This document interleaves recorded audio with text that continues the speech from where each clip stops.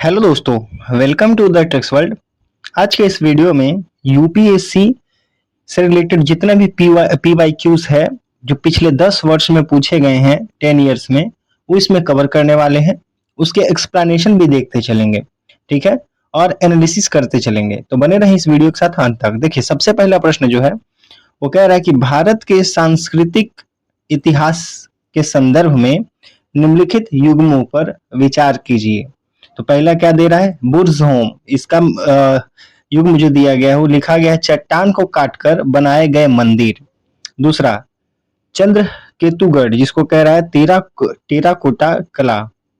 और इणम गांव ताम्र पाषाणिक यानी कि चालकोलिथिक स्थल है। ये देखते हैं कि इसमें क्या हो जाता है। तो बुर्ज होम जो है, यहाँ पे एक बात समझेंगे कि इसका जो प्रश्न है बुर्ज होम में चट्टान को काटकर बनाए गए मंदिर, ये गलत हो जाता है। अब बाकी टेराकोटा, चंद्रकेतुगढ़ ये मिल जाएगा। इनाम गांव जो है वो ताम्र पाषाणिक यानी कि चालकोलिथिक स्थल है, यानी कि इसका जो है वो डी सही हो जाएगा। इस प्रश्न का उत्तर डी सही हो जाएगा। चलिए इसका एनालिसिस देख लेते हैं जरा सा। बुर्ज होम से पहले समझ लेते हैं। पहली बात यह है कि यह कश्मीर का एक प्रसिद्ध नवपाषाणिक यानी कि नियोलिथिक स्थल है, जो गर्तावास यानी कि जमीन के अंदर बने गड्ढे वाले घर और शवाधान यानी कि मानव के साथ कुत्ते को दफनाने के लिए जाना जाता है, न कि चट्टान को काटकर मंदिर बनाने के लिए। इसीलिए यह कथन गलत है। ठीक है, अब देखते हैं दूसरा। तो यह पश्चिम बंगाल में स्थित है, याद रखेंगे, और जहां से उत्कृष्ट टेराकोटा यानी कि मिट्टी की कलाकृतियां प्राप्त हुई है, और इसीलिए यह कथन सही है। अब तीसरा देखते हैं इनम गांव के बारे में। तो यह महाराष्ट्र में भीमा नदी से की सहायक नदी घोड़ा के किनारे स्थित एक प्रमुख ताम्र पाषाणिक स्थल है, इसीलिए यह कथन सही है। समझ में आ गया? तो डी इसका उत्तर सही हो जाएगा। बाकी जो फर्स्ट था वो ऑप्शन था वो गलत हो जाएगा। बुर्ज होम इस नहीं होगा, क्योंकि मंदिर बनाने का कोई वहां पे कुछ मिला ही नहीं वैसा अवशेष। चलिए सेकंड प्रश्न देखते हैं। सेकंड प्रश्न कहता है कि भारत में शुतुरमुर्ग के अंडों का छिलकों पर नक्काशी और उनमें मनके बनाने के लिए सबसे प्रारंभिक साक्ष्य किस काल के हैं? यहाँ पे प्रश्न ये है, समझेंगे। उच्च पुरा पाषाण काल ऑप्शन, पाषाण काल, नव पाषाण काल और ताम्र पाषाण काल। देखिए इस प्रश्न का जो उत्तर है उसका सही उत्तर है आपका उच्च पुरा पाषाण काल। ये गलत हो जाएगा, बाकी तीन ये सही हो जाएगा। चलिए इसका व्याख्या देख लेते हैं पहले क्या कहता है। भारत में उच्च पुरा पाषाण काल के दौरान शुतुरमुर्ग पाए जाते थे। महाराष्ट्र के पाटने नामक पुरा स्थल से भारी मात्रा में शुतुरमुर्ग के अंडे के छिलके मिले हैं, जिन पर आड़ी तिरछी रेखाएं खुदी हुई है, और इससे मनके यानी कि डीट्स बनाने के स्पष्ट साक्ष्य मिले हैं। इसीलिए पहला जो है उत्तर वो सही हो जाएगा। ठीक है, पहला उत्तर सही, बाकी गलत। तीसरा प्रश्न देखते हैं क्या कहता है। सो पिछले 10 वर्ष के जितने भी प्रश्न हैं एंसेंट हिस्ट्री के पाषाण काल का, उसमें कवर किया गया है। तो बने रहे इस वीडियो के साथ अंत तक। देखिए तीसरा प्रश्न जो है वो कहता है कि प्राचीन भारत के इतिहास के संदर्भ में निम्नलिखित में से कौन सा भौगोलिक स्थल नवपाषाण कालीन कृषि और पशुपालन के प्रारंभिक साक्ष्य प्रस्तुत करते हैं? तो समझते हैं कि क्या होता है कि मेहरगढ़, कोलडिहवा और चिरांद, ये तीन ऑप्शन दिए गए हैं। ठीक है, सबसे पहले देखते हैं कि ए जो हो जाएगा पहला, तो मेहरगढ़ से भी मिलता है, और 1 और 2 यानी कि मेहरगढ़ से भी मिलता है और कोलडिहवा से भी मिलता है। तीसरा देखते हैं ऑप्शन, तो कह रहा है कि केवल 2 और 3।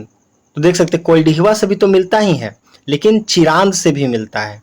ठीक है, यानी कि ये तीनों है जो वो सही हो जाता है। इसीलिए ए, बी और सी यानी कि 1, 2, 3 तीनों ऑप्शन क्या हो जाते हैं, वो सही हो जाते हैं, इसीलिए डी सही है। चलिए इसका व्याख्या करके देख लेते हैं, समझते हैं जरा। मेहरगढ़ जो है, मेहरगढ़ जो कि बलूचिस्तान में पड़ता है और बलूचिस्तान अभी के पाकिस्तान में पड़ता है, में स्थित है। यह भारतीय उपमहाद्वीप में गेहूं और जौ उगाने तथा भेड़ बकरी पालने का सबसे प्राचीन नवपाषाणिक स्थल माना जाता है। लगभग 7000 ईसा पूर्व से संबंधित है। ठीक है, कोल्डिहवा एक आया था ऑप्शन में, तो उत्तर प्रदेश के बेलन घाटी में स्थित है, जहां से धान चावल की खेती के प्राचीनतम साक्ष्य मिले हैं। और एक आता है चिरांद, तो चिरांद जो है वो बिहार के सारण जिले में स्थित है, बिहार के सारण जिले में। और एक नवपाषाणिक स्थल है जहां से भारी मात्रा में हड्डी के उपकरण विशेषकर हिरण के सींग से बने हुए मिले हैं। तो यहाँ पे तीनों ऑप्शन सही होते हैं, इसीलिए उत्तर डी हो जाता है। चलिए नेक्स्ट प्रश्न देखते हैं, 4 प्रश्न, चौथा नंबर। ये क्या कहता है कि निम्नलिखित युग्मों पर विचार कीजिए।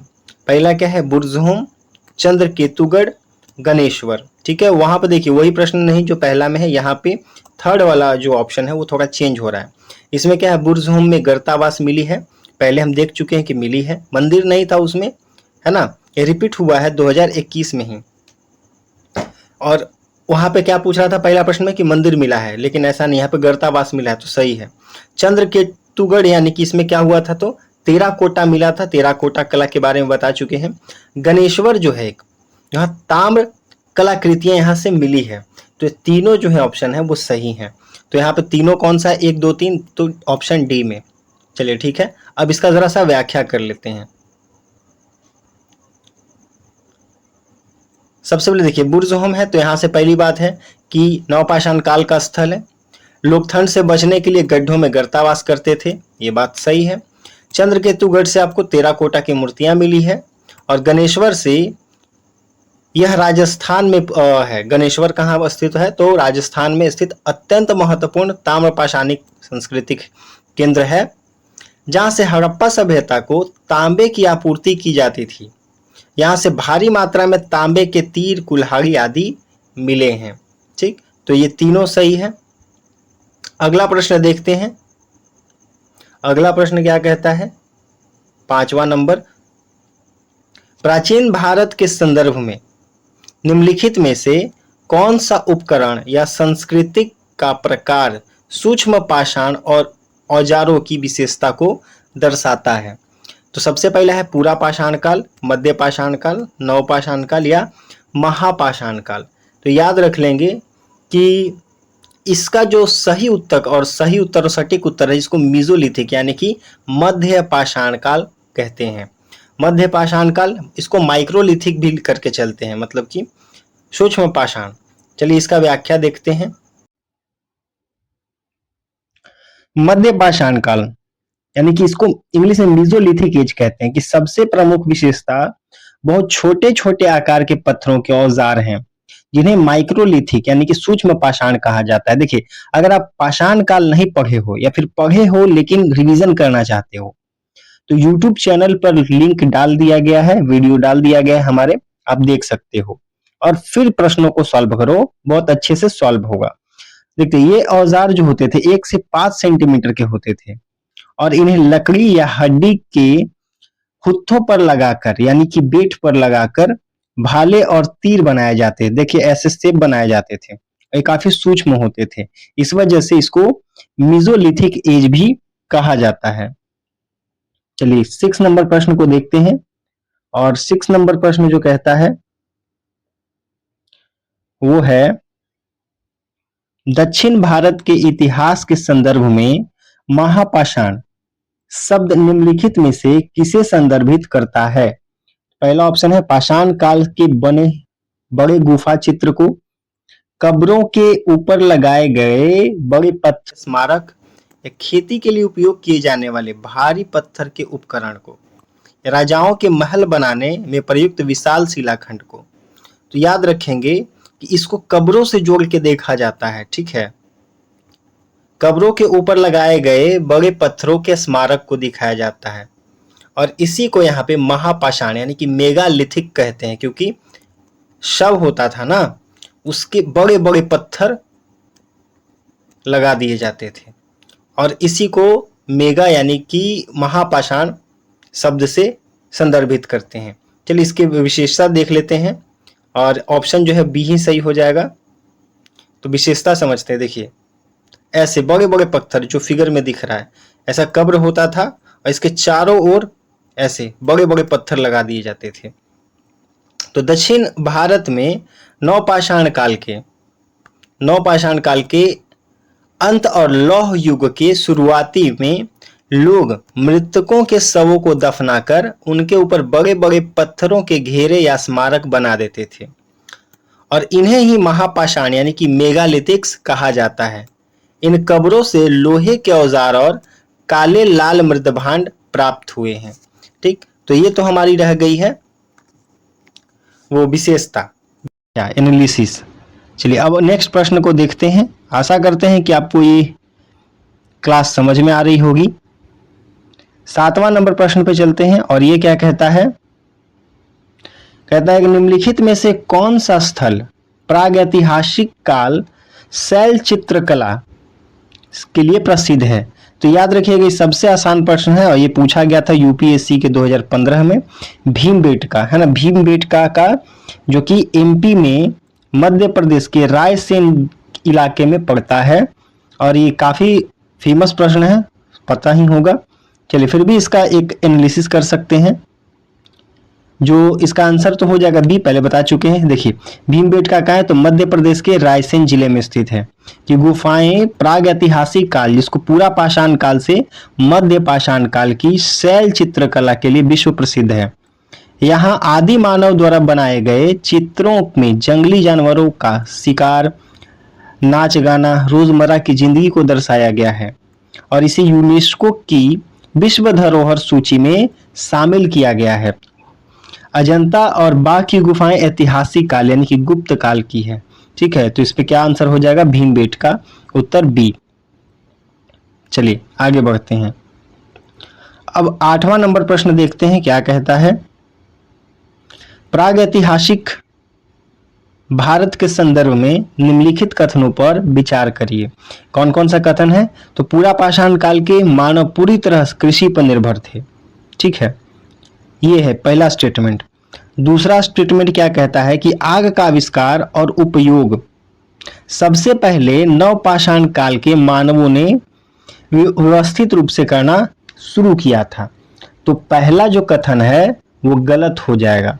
ठीक है, पहला कथन तो केवल कह रहा है कि एक, सिर्फ कह रहा है कि एक, तो यहाँ पे क्या है तो गलत है, क्योंकि पूरा पाषाण काल का मानव शिकारी और खाद्य संग्राहक थे, उसे कृषि का ज्ञान नहीं था, तो कृषि शब्द आ गया तो गलत हो गया। दूसरा बात कह रहा है, दूसरा क्या कह रहा है कि आग का आविष्कार और उपयोग सबसे पहले नवपाषाण काल के मानवों ने व्यवस्थित, देखिए एक शब्द देखिएगा, व्यवस्थित रूप से करना शुरू किया, तो ये सही है। लेकिन एक बात याद रखिए, खोज अगर बोलेगा तो खोज तो हो गया था पूरा पाषाण काल में ही, लेकिन व्यवस्थित रूप से नियमित रूप से उपयोग करने के लिए इसको नवपाषाण में सीखा था। तो शब्दों पर थोड़ा ध्यान देंगे, इसीलिए एक गलत हो जाता है और ये बी जो है केवल 2 सही हो जाता है, ना कि ये और ना कि ये, तो इसका बी जो है वो सही हो जाएगा। चलिए व्याख्या से देख लेते हैं।